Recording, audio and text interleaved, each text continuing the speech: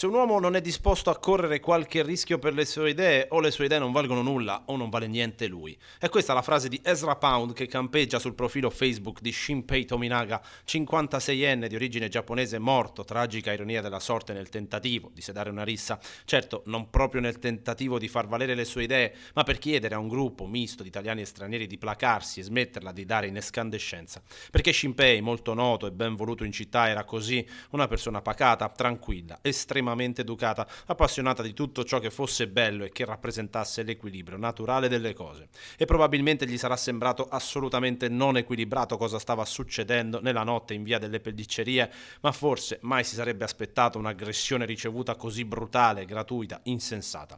Shinpei era arrivato in Italia, a Roma, da giovane con il papà Kenichi, che fu tra i primi a commercializzare nel nostro paese i cartoni animati giapponesi che ora vanno tanto di moda. Le strade della vita lo hanno portato poi a Udine. Viveva in vicolo Raddi, nella zona di via Poscolle, dove frequentava abitualmente i locali della zona, in particolare il ristorante Al Toscano, dove amava trascorrere del tempo con gli amici a sorseggiare un buon bicchiere di vino e parlare delle sue passioni, non ultima l'udinese, che seguiva in Curva Nord chiedendosi se fosse il primo abbonato giapponese allo stadio.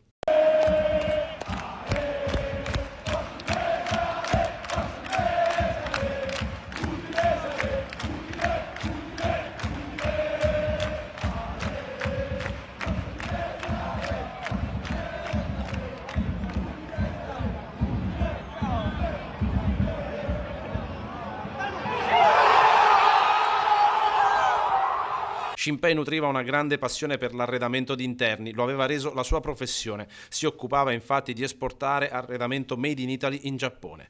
Perseguiva anche qui equilibrio e simmetria. Contestualmente era anche appassionato di fotografia, soprattutto quando visitava le incantevoli città italiane, Venezia su tutte, ma anche di bella musica e di cucina sia giapponese che soprattutto italiana.